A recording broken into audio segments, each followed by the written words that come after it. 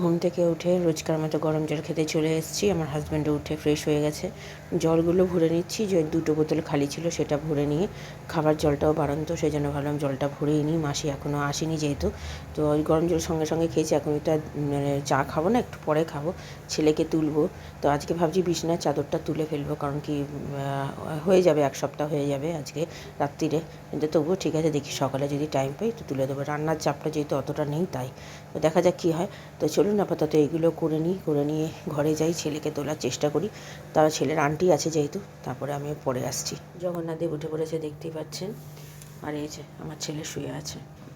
নমস্কার, নতুন একটা ভিডিও নিয়ে চলে আসলাম। উঠে পড়েছি, ফ্রেশ হয়ে গেছি। মাসি তো এখনও আসেনি, জলটা ভরছে এখনও। তো এখন ছেলেকে তুলবো, তুলে নিয়ে দেখি চাদরটা যদি পারি, আগেই বললাম তো তোলার চেষ্টা করবো, নাহলে আমার পরে দেরি হয়ে যাবে অনেকটাই।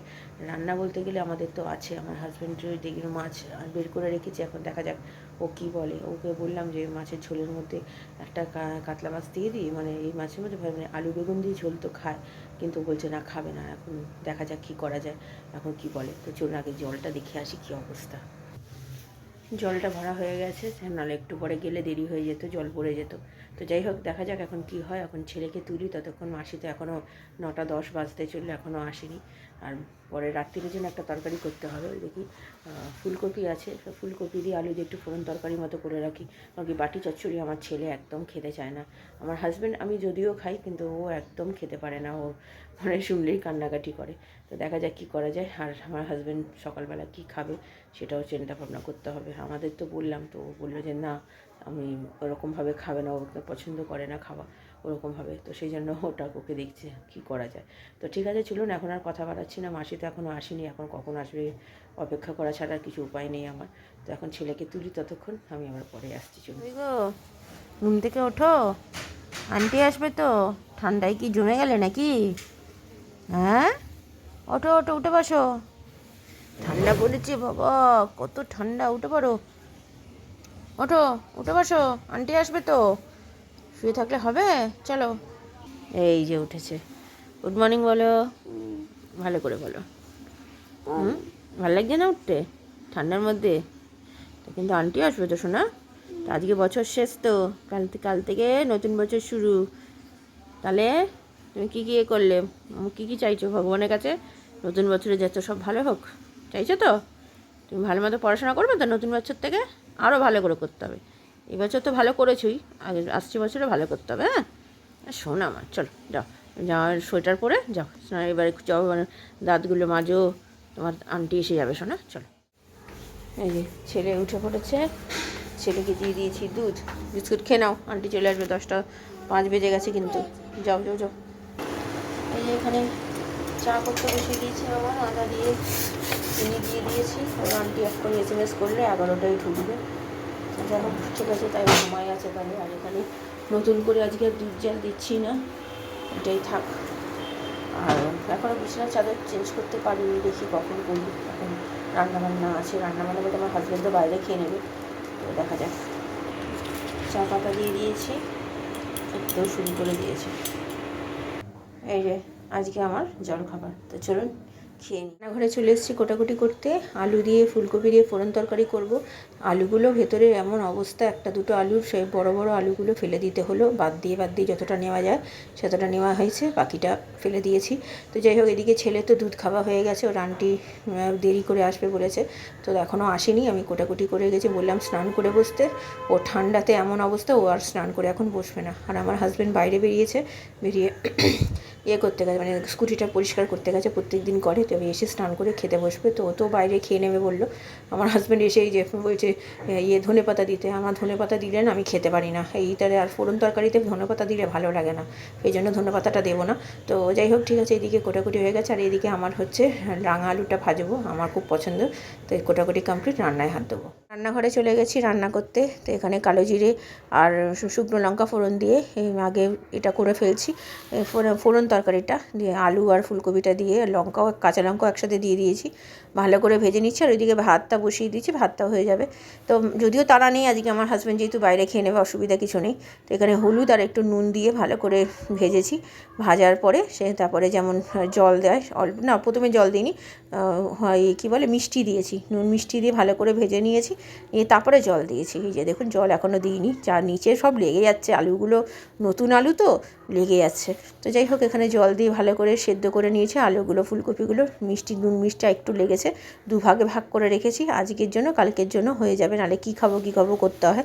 তো এইদিকে আমার এই রাঙা আলুটা ভাজতে দিয়ে দিয়েছি, নুন হলুদ মাখানো ছিল, লাস্টে একটুখানি কালো জিরে ফোড়ন দিয়েছিলাম তেলে, একটু সামান্য মিষ্টি দিয়ে নেড়ে চেড়ে নামিয়ে ফেলেছি। খেতে কী করছিস এটা? ঘড়ি আর তোমার এই ক্যামেরাটা অনেক দিন পর বার করেছে, কালকে একটু বেরোবো ঘুরতে, তাই তো? ঘুরতে যাবে তো? তো এই ক্যামেরাটা নিয়ে যাবে, এর আগে সেদিনকে হট করে যাওয়া হয়েছে, তো সেই জন্য নিয়ে যেতে পারিনি, তো আজকে বের করে রেখেছে। গেম করা যায়, ফটো ভিডিও। তো যাই হোক, ক্যামেরাটা নিজের পয়সা দিয়ে কিনেছি, কিন্তু এটা কিন্তু আমিও কিনে দিইনি, ওর পাপাও কিনে দেয়নি, নিজের টাকা দিয়ে কিনেছে, জমানো টাকা দিয়ে, তাই না? আচ্ছা, তো ঠিক আছে, যাও এবার তাহলে স্নান করতে যাও, পাপা তো বেরিয়ে গেল, এবার তুমিও স্নান টান করে খেতে দিয়ে দেবো, আমিও খাবো। চলো, আমারও স্নান করতে দেরি হয়ে যায় না বাবা, প্রতিদিন একটা অলরেডি কিন্তু বেজে গেছে। তো চলুন, আমি বিছনার চাদরটা ভাবছি এখন চেঞ্জ করে ফেলি, নাহলে রাত্রিবেলা আর ভালো লাগবে না, পরে আসছে। যে এখন আমার ছেলে স্নান করতে যাবে, ততক্ষণ গানটা চালিয়ে চাদরগুলো চেঞ্জ করে নিই, চাদর চেঞ্জ করে সব পরিষ্কারও করে নিলাম, একবারে যখন ধরেছি সবগুলোই করি, মানে বছরের প্রথম দিনের যেন পরিষ্কারই সব জায়গা থাকে, তাই সব করলাম। বালিশের ওয়ারও সব চেঞ্জ করে দিলাম, ওই বালিশের ওয়ারটা হচ্ছে নতুন বালিশের ওয়ার, তো সেটা পরিয়ে দিলাম, নতুন বছর যেহেতু আসছে তার জন্য। তো এখানে করে দেখতেই পাচ্ছেন 2টো বাজতে 10 মিনিট বাকি, ছেলে এখনও স্নান করে বেরোয়নি, তারপরে আমি গ্যাস পরিষ্কার করবো, তারপরে যাবো স্নান করতে, তার মানে আমাদের খেতে খেতে আজকে 3:30 বেজে যাবে। খাবার বাড়তে চলে এসেছি, এই যে এটা রাত্রিরের জন্য, এটা মাছের ঝোল কালকেরটা, আর এটা হচ্ছে রাঙালু, অর্ধেক খেয়ে আমি শেষ করে দিয়েছি, এত ভালো খেতে হয় লাগে না, একটু গরম করবো এটা।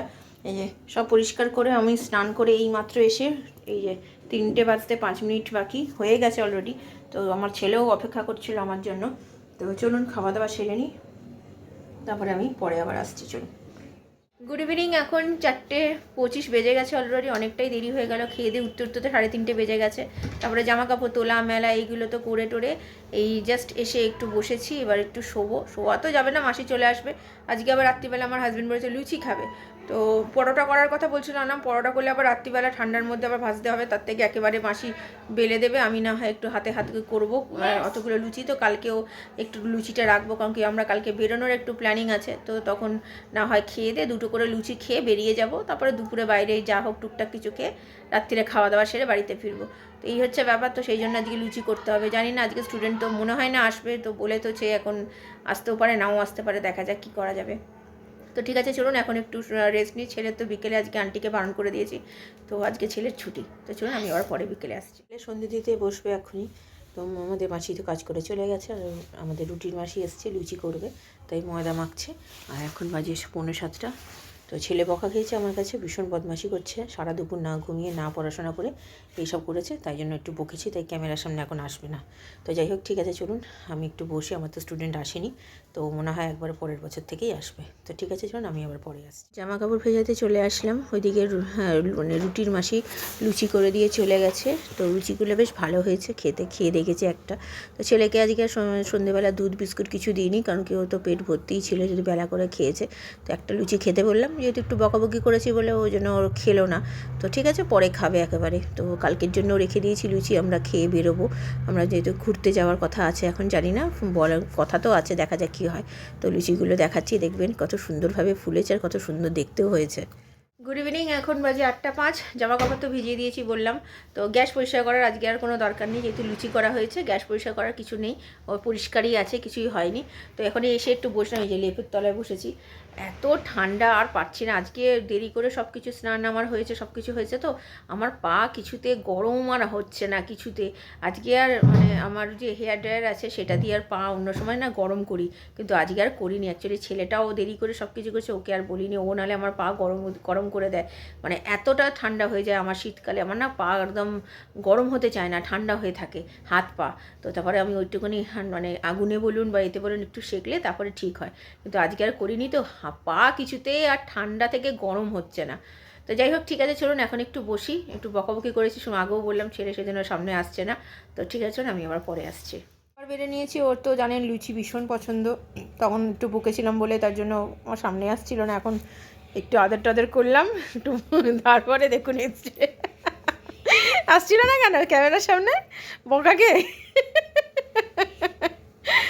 তা চলুন ছেলেকে খাইয়ে দিই, আমার হাজব্যান্ড আসলে, আর লেডিগিনি আছে, লেডিগিনিটা রাত্রিরে বার করে লেডিগিনি, আর এটা হচ্ছে আমার হাজব্যান্ড, আর এটা হচ্ছে আমার। তো চলুন খাওয়া দাওয়া সেরে নিই, এখন বাজি ফাটাতে যাব 10টা বাজে, খাওয়া দাওয়া করে। তো চলুন পরে আসছি। রাত্রিরে খাওয়া দাওয়া হয়ে গেছে অনেকক্ষণ, এখন বাজে 12টা বাজে 10 মিনিট বাকি, আর 10-15 মিনিট পরেই তো নতুন বছর পড়ে যাবে। তো ছাদে যাব আমরা সবাই মিলে, তো বাজিগুলো রয়েছে বাজিগুলো ফাটাতে, তো আমার হাজব্যান্ড রেখে দিয়েছিল আজকে, মানে নতুন বছর পড়লে বাজি ফাটাবো বলে, তো তার জন্য তো মোটামুটি সব কাজ গোছানো হয়ে গেছে, জামা কাপড় ভেজানো, চালটার ভেজাইনি, কারণ কি আগামীকাল তো আমরা বাড়িতে খাবো না, বাইরেই খাবো, যেহেতু ঘুরতে যাব। কোথায় যাব এখনও ঠিক করতে পারিনি, এখন দেখা যাক, বেরোই দেখি কোথায় মনে হয় যাওয়ার, সেখানেই যাব।